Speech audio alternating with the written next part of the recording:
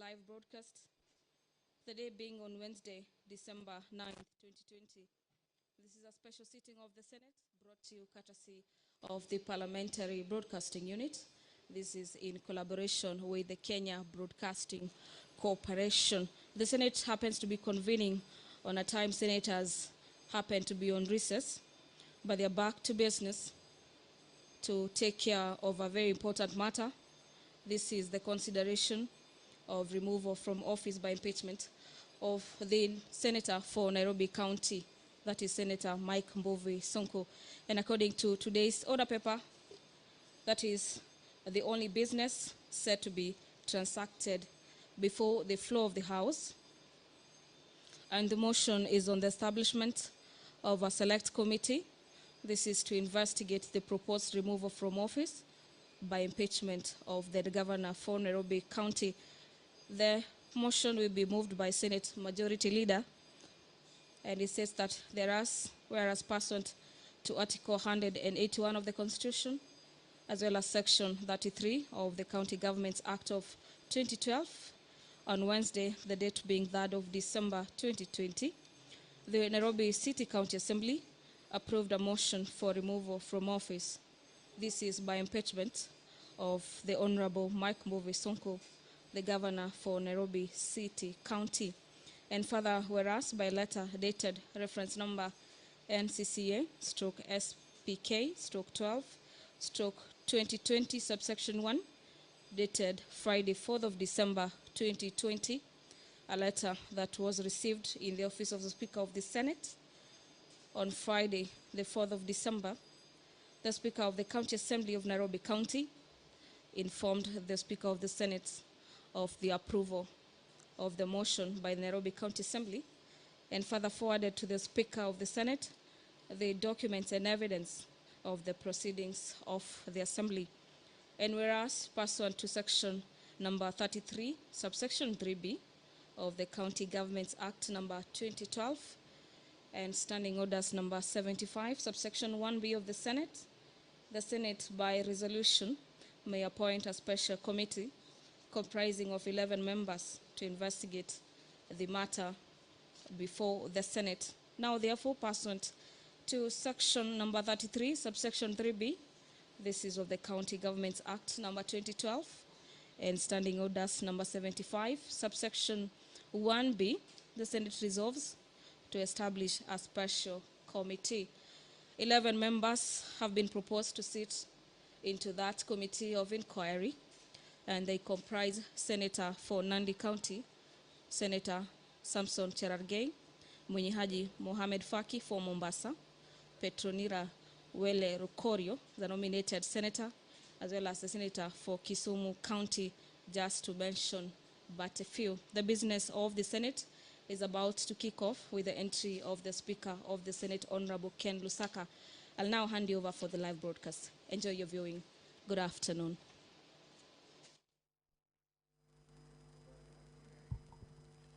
Let us pray. Almighty God, we beseech you to behold with your abundant favor and blessings as your servants whom you have been pleased to call to leadership positions in this republic. We seek guidance to treat and consider all matters that shall come under our deliberation in so just and faithful a manner as to advance the peace, prosperity, and welfare of our country and of those whose interests you have committed to our charge. Amen.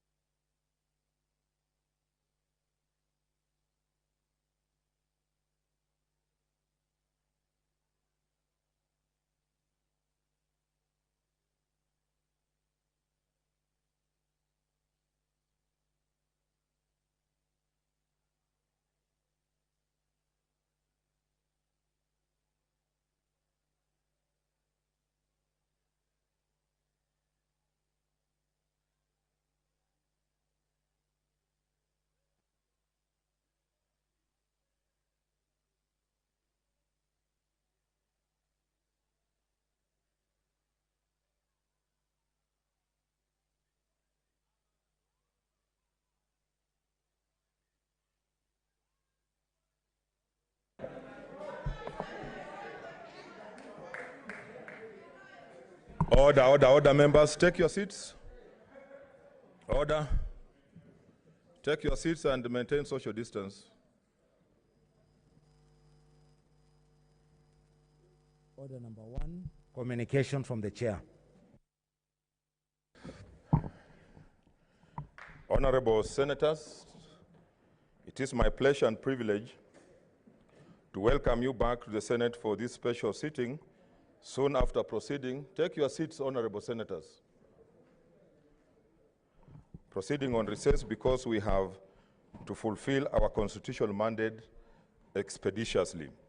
By a letter reference NCCA/SPK 12/2021, dated 14th 2020, and received in the office of the Speaker of the Senate on Friday 4th December 2020, the Speaker of the National City County Assembly informed the Speaker of the Senate that a sitting of the Nairobi City County Assembly held on Thursday 3rd December 2020, the Nairobi City Council Assembly had approved a motion for the removal from office by impeachment of Honorable Mike Mbuvi Sonko, the Governor of Nairobi City County. Attached to the letter were the following documents: A, order paper of the Nairobi City County Assembly dated Thursday 3rd December 2020, notice of motion by Honorable Michael Okumok Adam MCA dated 25th November 2020, 3C, votes and proceedings of the Nairobi City County Assembly dated Thursday 3rd December 2020, these signatures in support of the impeachment of Honorable Michael Mbuvi Sonko. The motion cites the following as the grounds for the removal of the governor: A, gross violation of the Constitution or any other law, gross violation of the Constitution, County Government Act 2012, the Public Procurement and Disposal Act 2015, and the Public Finance Management Act 2012. B, abuse of office, and C, gross misconduct. Further details on each of the particulars are set out in the motion.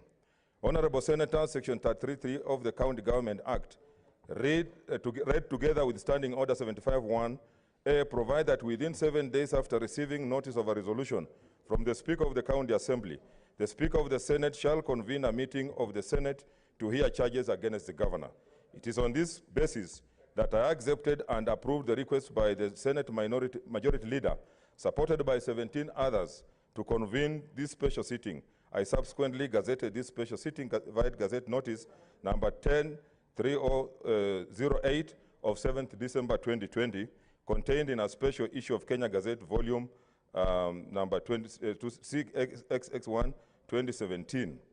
Honorable Senators, in terms of Article 181 of the Constitution, Section 333 of the County Government Act 2012, and Standing Order 75-1A of the Senate Standing Orders, the Speaker of the Senate is required, and I quote, within 7 days after receiving notice of a resolution from the Speaker of a county Assembly to convene a meeting of the Senate to hear charges against the governor.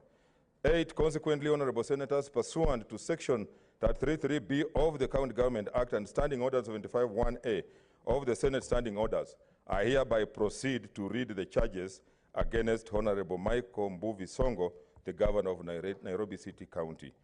A, gross violation of the Constitution or any other law, gross violation of the Constitution, the County Government Act 2012, the Public Procurement and Disposal Act 2015, and the Public Finance Management Act of 2012. The particulars cited under this ground are as follows. A, the Governor of Nairobi City Council has violated Articles 201A, DE of the Constitution of Kenya on principles of public finance management and Section 154 of the Public Finance Management Act 2012, the County Allocation of Revenue Act 2015, on the use of conditional grants from the national government by the diversion or negligently causing to be diverted conditional grants. The Governor of Nairobi City County has violated Article 10, Article 201B and D of the Constitution by failing, refusing, and or neglecting to comply with the provisions of Regulation 20 of the Public Finance Management County Government Regulations 2015, which failure, refusal, and stroke negligence has compromised the provisions of services envisioned under Part 2 of the 4th Schedule to the Constitution 2010 in earlier most crucial provisions of health services during the raging pandemic. C, the Governor of Nairobi City Council has violated his Article 187(2)A of the Constitution, Article 5(2) of the deed of transfer by his continued willful refusal to execute the statutory warrants essential to the release of funds from the County Revenue Fund, which has grounded the provisions of services of not only the County Executive but of the Nairobi Metropolitan Service, NMS, and its exercise of the transferred functions. This action violates the provisions of Article 187(2)(a) of the Constitution and Article 5(2) of the Deed of Transfer, whence the County Assembly duly adopted the budget for the financial year 2020-2021 and enacted the Nairobi City County Appropriation Bill 2020.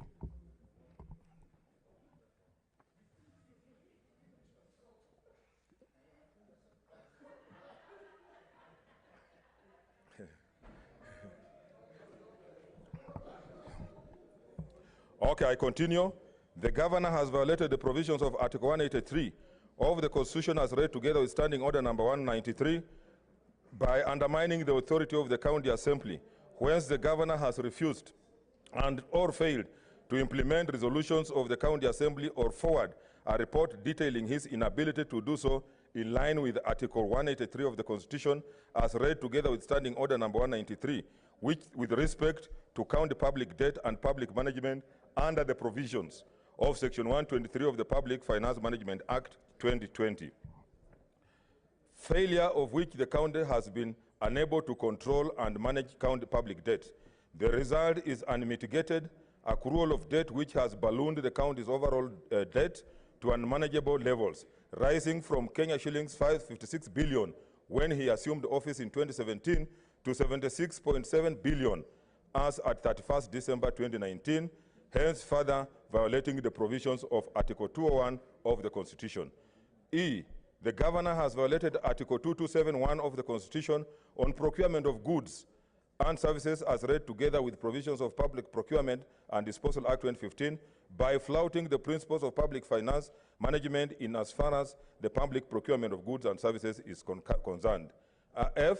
The governor violated Section 35(4) and Section 45(1) of the County Government Act 2012 as read together with Section 104 and Section 148 of the PFM, whence between 2018 and early 2019 and contrary to the law, the office of the County Executive Committee Member for Finance and that of the Chief Officer for Finance were held by the same person, one Ms. Winfred Gashagu, which situation occasioned confusion, inefficiencies as the county treasury, hence failing to promote good governance at the county treasury, failing to promote good governance and compromising the doctrine of transparency and accountability within the county government.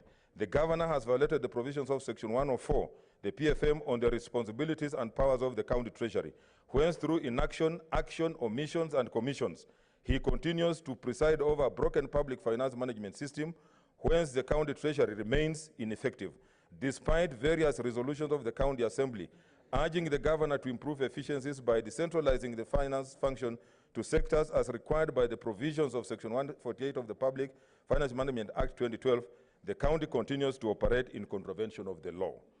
H. The governor has violated the provisions of Article 5.5 of the Deed of Transfer of Functions by his refusal to hand over the necessary documentation to enable Kenya Revenue Authority, KRA, to undertake optimum revenue collection under the transferred functions.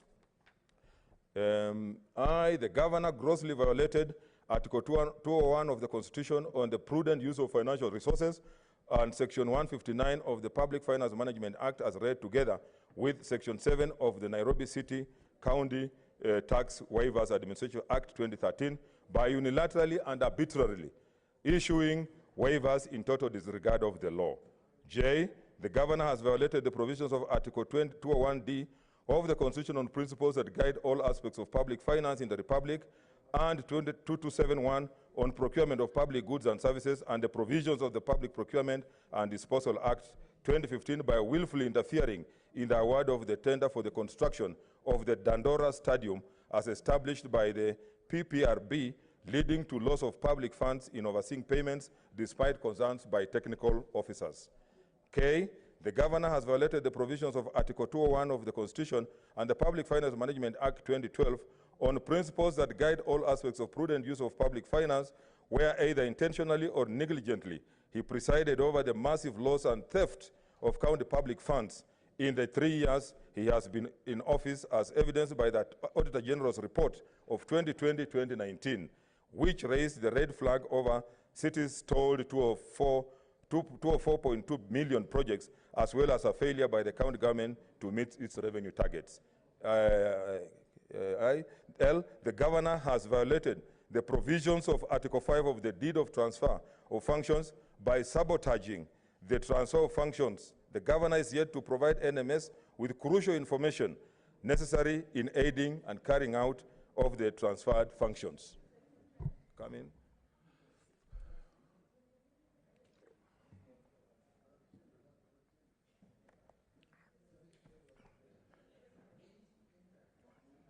Take your seat, Senator Wako.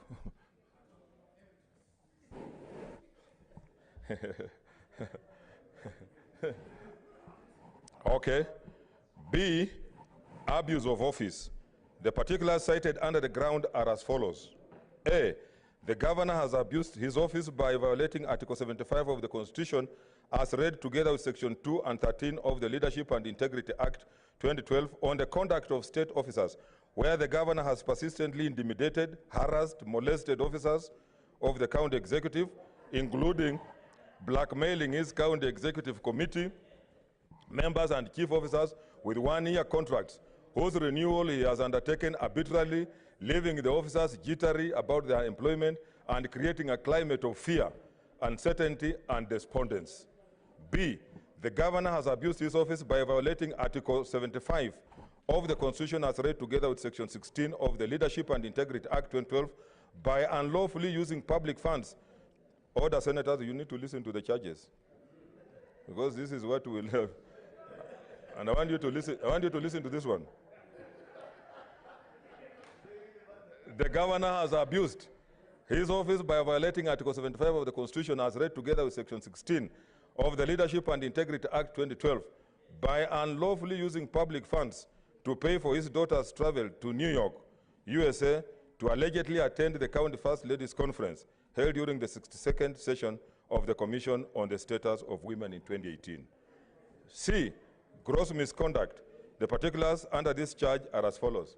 The governor has violated Article 73 of the Constitution by failing to promote public confidence in the integrity in the office of the governor following his being charged before the Anti-Corruption Court, thus prejudicing and or compromising the social contract and trust bestowed upon him by the people of Nairobi by virtue of Article 1 of the Constitution.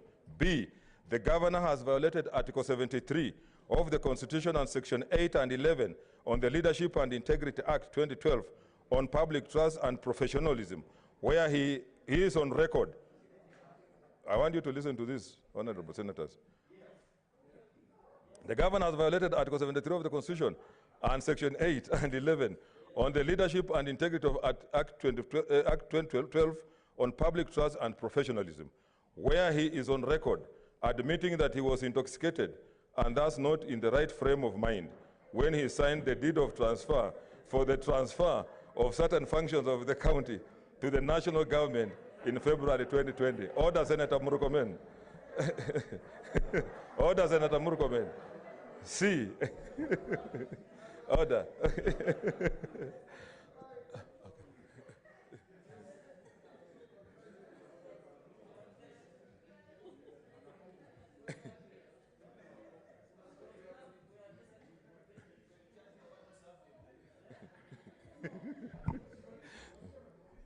Okay, I proceed. C, the governor has violated Article 73 of the Constitution and the Leadership and Integrity Act 2012 on the responsibilities of leadership by failing to professionally perform his constitutionally sanctioned duties owing to his constant absence from office, even before he was formally restrained by the courts from assessing his office due to corruption charges, where the governor remained constantly unreachable in person or in his phone for inordinately longer periods of time, to the huge detriment of the performance of the functions of the executive. D, the governor has violated Article 75(1)(c) of the Constitution as read together with Section 2 of the Leadership and Integrity Act 2012 in respect of the conduct of the state officers by drawing a salary and hefty allowances and enjoying the privileges of the office he holds while failing to diligently report to work and being perennially absent even before he was formally restrained by the courts from accessing his office due to corruption charges. E, the governor has violated Section 8 of the Leadership and Integrity Act 2012 on public trust, where he has constantly used his position to abuse public trust in the county government by exercising the powers of his office in a manner detrimental to prudent public service delivery by persistently use of divisive and becoming language which undermines the office he holds and the county administration. F, the governor has violated Article 73 and 75 of the Constitution on conduct of state officers that is demeaning to the office they hold, and Section 2 of the Leadership and Integrity Act 2012 by persistently and willfully using, publicizing, and publishing abusive and unbecoming words and language as evidenced by his social media posts and numerous rants in which he has hurled abuses and conducted himself in a manner that undermines and demeans the office of the governor. D, crimes under national law. There are serious reasons to believe that the governor has committed crimes under national law, specifically the Anti-Corruption and Economic Crimes Act, which crimes he has been charged for in the Anti-Corruption Court. Honorable Senators, Standing Order number 75-1, B of the Senate Standing Orders, gives the Senate the option of investigating this matter by appointment of a special committee comprising 11 members or in plenary. 10, the resolution of the Senate on the motion by the Senate Majority Leader in today's order paper will therefore determine the manner in which this matter shall henceforth proceed. It is not worth, and I wish to emphasize to all honorable senators that the debate on the motion shall be limited to the substance of the motion. It is not a motion on the propriety, prudence, or even the constitutionality or the legality of the processes that have preceded the submission of this matter to the Senate. It is not a debate on the facts of the matter or their merits. It is therefore not permissible to deviate to any other matter other than the motion before the Senate. Finally, honorable senators, the hearing of charges for the proposed removal of office of a governor is one of the most important functions of the Senate under the Constitution. I therefore urge that the Senate exercises the highest level of responsibility on this matter. I thank you. I deserve more than that.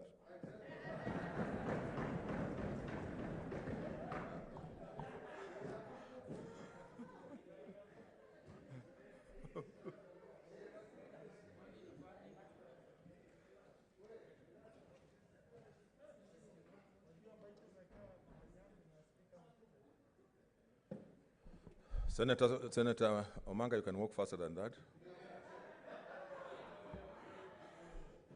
Okay.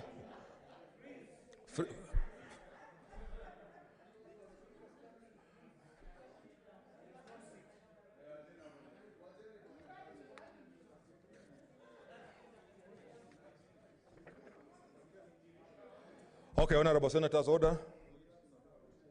I have another communication on holding of a hybrid sitting during the special sitting of the Senate to consider the proposed removal from office by impeachment of the governor of Nairobi City. Honorable senators, the sitting today is special in several ways. Special because it's a sitting that is convened after we have gone on recess. Secondly, special because this is the first sitting where we will hold a hybrid sitting as provided in our Senate Standing Order, Part 20-something. 26A. According to the interpretation of the standing orders, a hybrid virtual sitting is a sitting that entails a sitting or meeting consisting of senators who are physically present at the location of the sitting or meeting, and senators who participate in the sitting or meeting virtually from a remote location through the use of technology. Honorable senators, the prevailing COVID-19 pandemic has affected each one of us in one way or the other. Noting that its prevalence continues to increase and in line with the COVID-19 guidelines on keeping safe, I have determined that it's indeed imperative that we hold a hybrid virtual sitting to accommodate our colleagues who are not in a position to attend and participate physically. Honorable Senators, in order to ensure decorum, effective and efficient conduct of the hybrid sitting, I hereby wish to give the following guidelines. 1, login. The online platform to be used during the sitting will be Zoom video communication. 2, earlier on today, I issued guidelines on the hybrid virtual sittings where I informed senators who intended to participate in the sitting virtually to conduct the office of the clerk of the Senate at least 30 minutes before the sitting commences to enable the Secretariat to facilitate them with the login credentials. 3, senators participating virtually must log in using their full names and their video must be on. What we mean is you must be seen. Powers and privileges. A senator shall enjoy and exercise the powers, privileges, and immunities bestowed on Parliament by the Constitution, the Parliamentary Powers and Privileges Act 2017, and any other written law. Attire and decorum. Pursuant to Standing Order 251D2, a senator participating virtually shall adhere to the standards set out under the Speaker's rules on attire and decorum. 6, a senator participating in the sitting virtually shall participate from an environment which is non-political, professionally appropriate, and not distracting to other senators.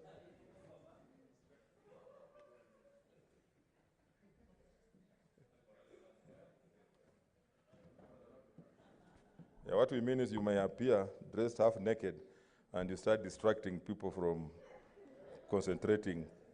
7, a senator shall not participate in a virtual sitting of the House while in the chamber. 8, a senator participating virtually must have their microphone on mute and unmute only when called upon by the presiding officer to speak. 9, a senator shall be visible to the presiding officer in order to be counted for the purpose of establishing a quorum, taking a decision, or voting on a matter. 10, a senator experiencing a technical problem while participating in the proceedings. Order.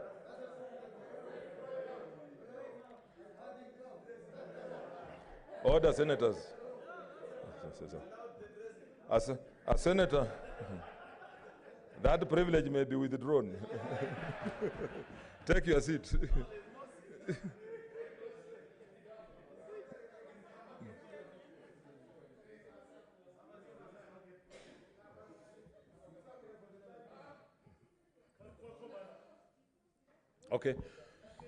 Okay, a senator experiencing a technical problem while participating in the proceedings virtually shall inform the presiding officer through the clerk on mobile number +254 722 453 239. Quorum and voting. Pursuant to Standing Order number 251E, whenever a sitting of the Senate is held virtually, the quorum requirement shall be as specified under the Constitution and the standing orders, and a senator who has accessed the sitting virtually shall be deemed present for purposes of establishing a quorum and taking a decision or voting on a matter. 12, voting during a virtual sitting shall be as specified under Part 16, voting and divisions. Notwithstanding this, voting shall be by roll call. Transmission of documents. Pursuant to Standing Orders 251H1, any document required to be tabled, issued or submitted during the sitting will be tabled, issued or submitted electronically through senatetableoffice@gmail.com. Broadcasting. Pursuant to Standing Order 251-1, a virtual sitting of the Senate will be live streamed and the proceedings published by the Hansard and broadcasted pursuant to Standing Orders 237 and 239. I urge all senators participating in this sitting to adhere to these guidelines strictly and wish us all a successful first hybrid virtual sitting. I thank you. Next order. Yeah? What's your point of order? No, there's messages. Thank you, Mr. Speaker. Mr. Speaker, I have two issues on your last communication. Number one, will it apply in the next sitting concerning this matter? Number two, can you allow an intermediary? Just come. Repeat what you said. Yes, will your communication regarding virtual participation apply in the next sitting concerning this impeachment? And secondly, can you allow an intermediary to do that letter that is supposed to be addressed to the clerk of the Senate? Yes, there's a point of order, Senator Murkomen. I will.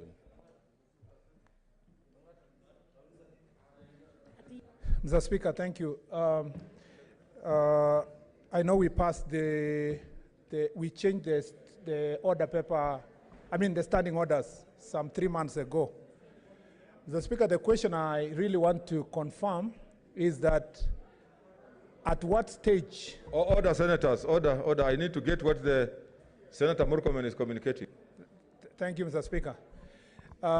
You know, Mr. Speaker, this has been a cause of controversy in many county assemblies. I know we will not go to the merits of the case that is before us, but we know that it was reported all over the media that one of the controversies was the electronic voting and virtual participation of County Assembly of Nairobi, just like many other county assemblies across the country on this issue. To ensure that, Mr. Speaker, there will be no situation where this House will be reduced to the chaos that we've seen in county assemblies. At what stage will you communicate, like for example in this situation you gave us a notice before 1:30 for senators who wanted to participate virtually. Now when the sitting convenes like we've convened today, at what point are you supposed to communicate to the Senate that apart from those of us who are sitting in the chambers, so and so is already participating virtually? The reason for that, Mr. Speaker, is so that we don't find ourselves in a situation where at some point we'll be told so and so was part of the proceedings, but Mr. Speaker, we cannot verify the results of those proceedings. I really hope that that can be done. Number two, when it comes to the voting, can a senator participating virtually vote electronically, or is going to vote by voice? Mr. Speaker, the reason for that again is because sometimes even here, if you vote by using the machine, sometimes people press no when they meant yes, or yes when they meant no, or abstention. At what stage, and then they have an opportunity to appeal to you and it's corrected. Someone participating virtually, Mr. Speaker, if he was only going to vote electronically, may not have the benefit of confirming whether the vote reflected no or yes or abstention as may be. Is that person who's voting virtually going to be allowed to vote electronically, or might it not be better to vote by voice? Thank you, Mr. Speaker. Okay, there's a point of order from Kajwang. I'll respond to them. Senator Kajwang. Mr. Speaker, I've been one of those advocating for virtual and hybrid sittings, and I'm glad that today, on a very important matter, we are going to put it to the test. I have looked at Standing Order 251H. Sorry, that's 251F, Standing Order 251F on voting, particularly when you're doing the virtual or hybrid sittings. Mr. Speaker, it leaves a lot of room for interpretation, because this standing order says that where decision is to be made by way of secret ballot, a senator shall cast their vote either by roll call or electronically. Now, the problem with that, Mr. Speaker, is that if a senator is sitting behind a computer screen somewhere and they have logged into the Zoom platform that we have adopted, it is possible that they can be online but not physically present at the time of voting, such that if the vote is electronic, anybody else close to that device can cast that electronic vote. Mr. Speaker, could you just tighten those gaps and make it clear that the vote on this particular subject for which the Senate has been called back into a special sitting shall be by roll call? And by roll call means that a senator sitting and voting virtually must physically be present and must be seen, rather than it being an electronic vote, Mr. Speaker. There's a point of order from Chariot, and then Ledama. Just press your, then Senator Linturi. Thank you, Mr. Speaker. Mr. Speaker, As a long-serving member of the ICT committee, we appreciate this development, Mr. Speaker. But I'd wish to bring to your attention, Mr. Speaker, that at this particular point, Standing Order number 252, that Senator Moses Kajwang has brought to your attention, still needs further interpretation. Decisions of Parliament, Mr. Speaker, are sometimes very controversial. And you've got to ascertain, one of the reasons why we insist on members being present within the precincts of Parliament is because it's a secure space. And apart from reasons beyond the control of members, many a times they cast their votes at free will, Mr. Speaker. This system that is being proposed right now, Mr. Speaker, we have no way of ascertaining two things. The first one is what Senator Kajwang has raised, that at a particular time, it is actually that person who logged in that is voting, because we are using this on the Zoom platform, Mr. Speaker. And secondly also, that this person is exercising their democratic right in a free manner, free of any form of intimidation.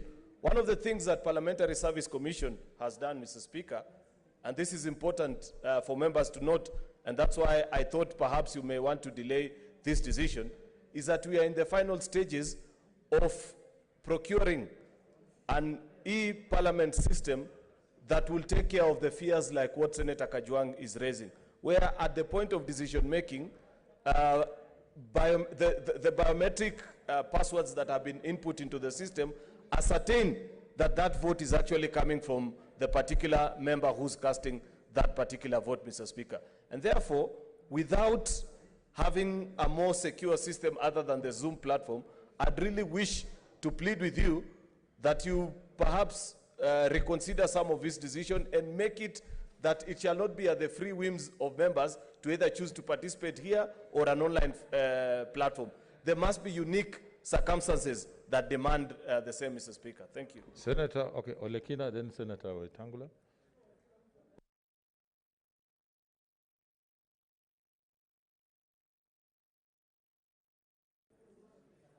Mr. Speaker, let me thank you for your communication. I rise also on Standing Order number 251, 251FC. And Mr. Speaker, it says clearly, the technology is simple, accurate, verifiable, secure, and transparent. Mr. Speaker, in this country, we've had serious cases of cyber security. Mr. Speaker, would it be in order for me to request that before we can be able to implement what is in these new standing orders, that we run a pilot project, or rather even a mock session, so that we know very well that everyone is comfortable and they can be able to use that virtual sitting properly for them to be able to represent their counties. Mr. Speaker, why I'm asking this is because very at a time when we are sitting even in our committee sittings and doing virtual sittings, the network is not stable. You know? I mean, I really think that parliament procedures should not be taken in lightly. Mr. Speaker, I've read Article 123 on the power to vote by this House. And I'm just a little bit concerned that when we extend to allowing the Parliament of the Republic of Kenya to allow virtual sittings on matters when our own technology is not verifiable, is not secure, we will be making a mockery of the parliamentary procedures. So, Mr. Speaker, I would like you to really give a detailed ruling on this matter, you know, so that when we progress, we can be doing what we know. It can be secure, it can be verifiable. I share the same concerns as Senator Kajwang, as well as Senator from Nandi. So, Mr. Speaker, I'd like to beseech you to maybe suspend the operationalization of that standing order, of the new changes in the standing order, until we can carry out a mock exercise, make sure that all senators have secure gadgets to use, you know, because when I read this, Mr. Speaker, really I see a lot of room It's on for a point of mischief. order, just a minute here. I see a lot of room for mischief. So let's keep them short. Let me finalize, Mr. Speaker. I was not particularly happy with what I saw happening in Nairobi City County. We said we don't get into So that's a really, subject it had to do with the issue, Mr. Speaker, of virtual voting. Order. Mr. Speaker, if you allow me, my plea to you is this. Let us suspend the authorization of that until either the Parliamentary Service Committee can produce secure gadgets that can be used by Parliament, so that when we are here representing our counties, we can be doing so knowing that your views are the views of your people, and they shall be taken seriously. Thank you, Mr. Senator Wetangula.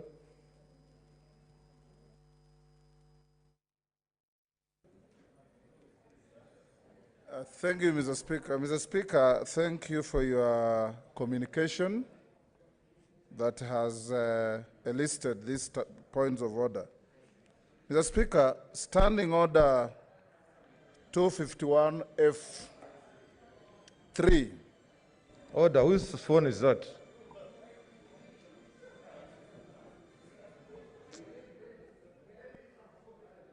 Mr. Speaker, Standing Order 251F3 reads as follows.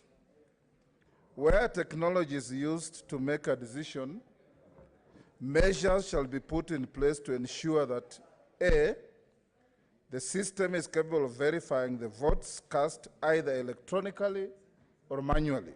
B, the integrity and confidentiality of the vote is maintained. And C, what the distinguished Senator for Narok has read, the technology is simple, accurate, verifiable, secure, and transparent. Mr. Speaker, we would be interested as a House to know what measures have been put in place to ensure that the system is capable of verifying the votes cast, and B, the integrity and confidentiality of the vote. You have recalled this House from recess, Mr. Speaker. Every member has been obligated, and indeed they are all present, to participate in this debate.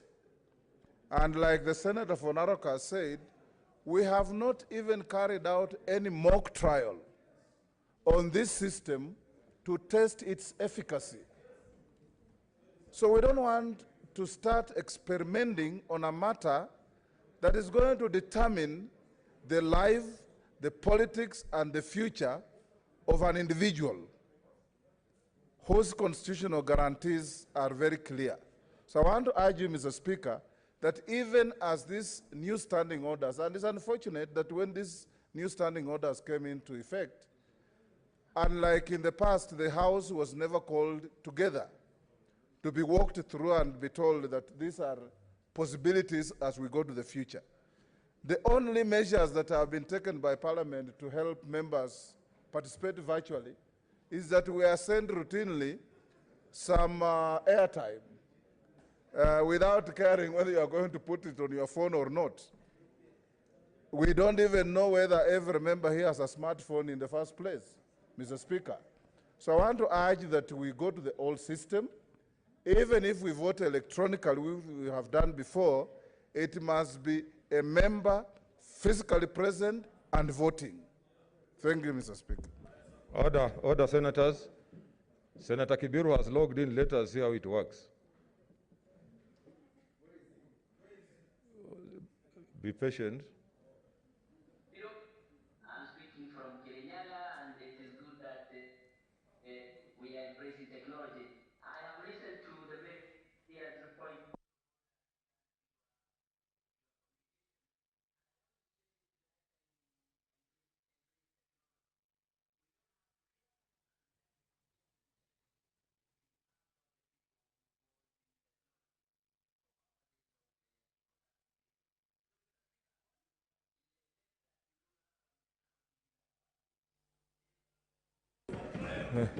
Thank you. Okay, I will make another communication, but you have heard him.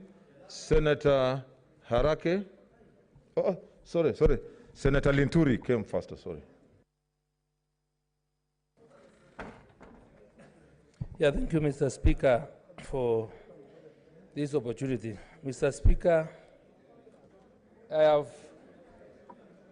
heard my colleagues speak on to this matter.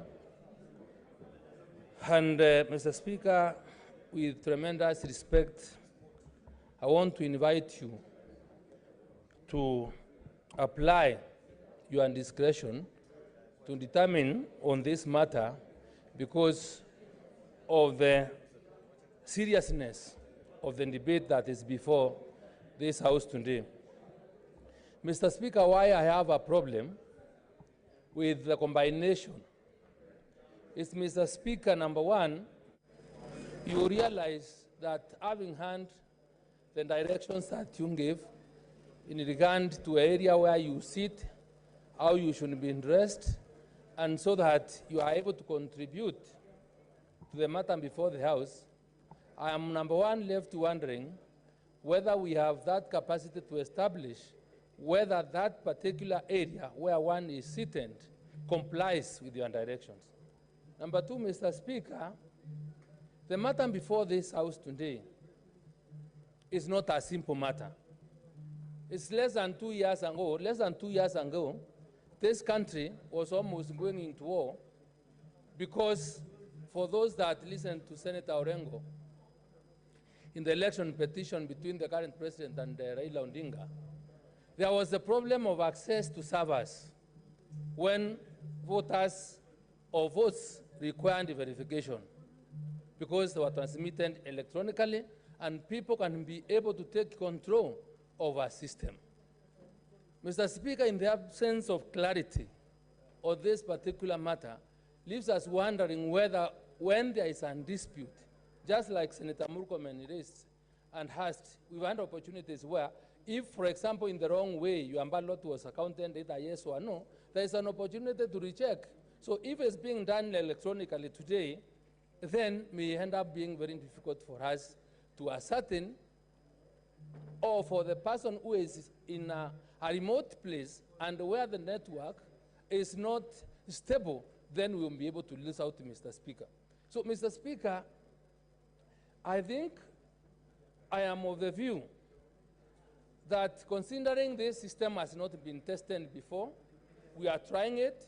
I appreciate the extent to where we've gotten in terms of technology, but we cannot forget the fact that some complaints have been raised here and there about use of technology, and especially on the matter in which the proposed or the impeachment was done.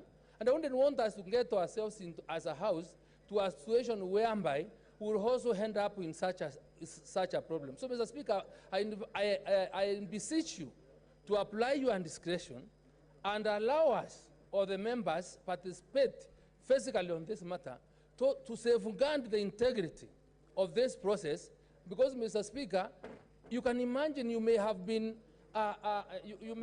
abducted by people that have interest in this matter, and you are sitting in somewhere and you are being told this is what you must do, because you can't rule it out. So, Mr. Speaker, please apply your discretion to guide this House specifically on how we must deal with this matter, because it's new and it's the first time we are doing it. Thank you. Senator Harake, you know you logged in. Senator Harake, just take your seat. You don't carry your hand up. You just... Thank you, Mr. Speaker. Mr. Speaker, I am at a loss as to how we are questioning the use of technology and how the use of technology can affect the integrity of the decisions of this House, when for the last 8 months or almost a year now, we've been conducting business in virtual rooms, Mr. Speaker. If then that has been the issue, is it in order then to even decide for us to sit and pass resolutions, draw our sitting allowances on virtual meetings throughout our entire time? And today, why is today special? And to allege that technology impacts on the integrity is farthest from the truth, Mr. Speaker. And unless there's other reasons as to why this is being questioned, I don't think we should be questioning Standing Order 251A, when in fact we've been conducting our business even before we made changes to this standing order. Mr. Speaker, I think we have to be honest with ourselves and we must embrace technology. There's no two-way out unless there's other considerations. I submit, Mr. Speaker. Okay, order, senators, I seek your intelligence because we must make progress. I think we have ventilated. This is what I want to say. One, that we shall be able to, we can be able to tell you those who have logged in. The Secretariat are able to do that. That's a question that was asked by Senator Murkomen. Then secondly, I want to say that we are the ones who passed these standing orders. We must, honorable senators, we must start somewhere. And we are saying we are starting, let's see how it works. Of course, it may not be perfect, but we'll also be able to make certain changes as we go ahead. But let us have confidence in what we have done ourselves as senators so that we are able to move forward. Next order. Order number 3. Sorry, order number 2, messages. Okay, take your seat, senators, or you freeze. Order, senators. Senator, take your seats. Senator, work or you'll freeze.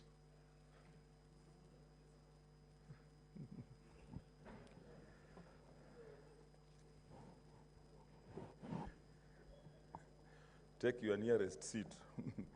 Honorable senators, I wish to report to the Senate that pursuant to Standing Order number 413, I have received the following message dated 7th December 2020 from the Speaker of the National Assembly regarding the passage of the National Assembly of the T-Bill, Senate Bill number 36 of 2018. Pursuant to the said standing order, I now report the message. I quote, pursuant to the provisions of Standing Order 411 and 142 of the National Assembly Standing Orders, I hereby convey the following message from the National Assembly. Whereas the T-Bill, Senate Bill number 36 of 2018, was passed by the Senate on Wednesday, 12th June 2019 with amendments and referred to the National Assembly for consideration, and whereas the National Assembly passed the said bill on Thursday, 3rd December 2020 with further amendments attached herewith, now therefore in accordance with the provisions of Article 110 of the Constitution and Standing Order number 41, 1, and 144 of the National Assembly Standing Orders, I hereby convey the decision of the National Assembly to the Senate. Honorable Senators, Article 112(1)(b) of the Constitution provides that if one House passes an ordinary bill concerning counties and the second House passes the bill in an amended form, it shall be referred back to the originating House for reconsideration. Honorable Senators, in this regard, I direct that the Standing Committee on Agriculture, Livestock and Fisheries do deliberate on the National Assembly amendments and report to the Senate. Further, pursuant to Standing Order 151(1) of the Senate Standing Order 1, I direct that the National Assembly amendments to the T-Bill, Senate Bill number 36 of 2018, be circulated to all senators. I thank you. Next order. Okay, what's your point of order? Okay, log in afresh so that I'm able to know which are the new points of order. Thank you, Mr. Speaker, and for that very good communication. Mr. Speaker, I rise in a point of order seeking your directions and taking into account that I come from a county where 80% of our main core business is tea, that you give a direction. This bill being so important that the committee has only 7 days to report back to the plenary on its deliberation of those amendments, so that if those directions are given, we go home, we give a Christmas gift to the tea farmers of Murang'a and other parts of tea growing areas, as opposed to procrastinating on this very important matter and a very good bill that was discussed by this Senate, and which we know it is going to empower the millions of tea farmers in the entire Republic of Kenya, and most importantly, my county of Murang'a. Thank you. Senator Cheriot. Thank you, Mr. Speaker. Mr. Speaker, I want to appreciate your communication. This is a very important message to the tea farmers of this country, that day and day, their day of freedom is nearing. Mr. Speaker, I want to agree to the proposal of Senator Kangata that indeed it is possible, and I have seen Senator Senator Senator for Embu, Njeru Ndwiga, the chair of Agriculture Committee, that he has logged in, that it is possible, as is being proposed by Senator Kangata, for them to meet and within 7 days iron out any of the issues that may arise out of the amendments that were done by the National Assembly. The National Assembly, Mr. Speaker, did a lot of work on this bill, did a lot of public participation, and it points out to the fact, Mr. Speaker, that part of the things that we need to do in enlarging democracy and the participation of colleagues in this House is to ensure that when you have a bill such as this that is cross-cutting, to have members of both houses participate in ways other than what is currently being provided. Mr. Speaker, I had the chance to join our colleagues from the National Assembly in public participation, and I listened to how passionately tea farmers were pleading with us that we conclude this particular exercise. I know there are 1 or 2 issues that are being raised by our colleagues. Senator Gideon Moi, for example, has spoken to me in his private capacity as a player in the tea industry on certain concerns that certain players will have.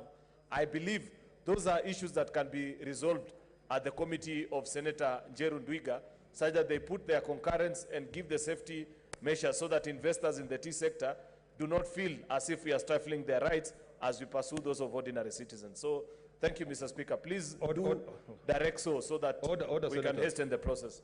Order, Senator. This was just a message from the National Assembly, and I have already directed that the Committee on Agriculture takes up the matter and concludes it. So we are not opening a discussion now because it is just a message. It will come. It's a message from the National Assembly. Yeah, we don't debate messages, Senator Cherargei. Let's proceed. I have already given a ruling. Next order. Next order. Order number 3, notice of motion.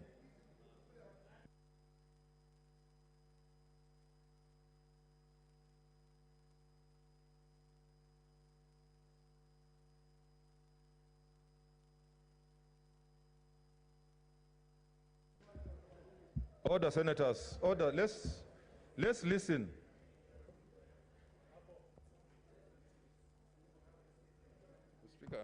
Speaker, sir, for the convenience of the House, I propose we skip that. I'm not going to give notice.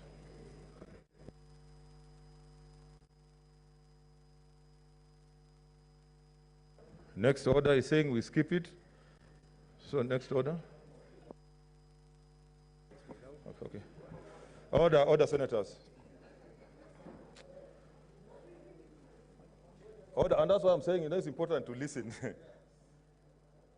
He has declined it, and in the absence of a notice of motion, this is what I want to communicate. I know that the leader of majority, in whose name the notice of motion, at order number 3, in today's order paper has failed to give notice of the motion set out under order number 4. As a result, both orders become the subject of standing order number 56 and 59, respectively. Standing order 56 provides as follows, and I quote, 56.1, a notice of motion may be withdrawn by the senator who gave the notice. Standing order number 59 on the time for moving motion provides as follows. 1, that the Senate Business Committee shall allocate time and sequence of the publication in the order paper of every motion approved by the Speaker. 2, save for a special motion, a senator who has a motion in his or her name may authorize in writing another senator to move that motion in the senator's stead, or on conclusion of debate and before the question is put, to reply to the senator's stead.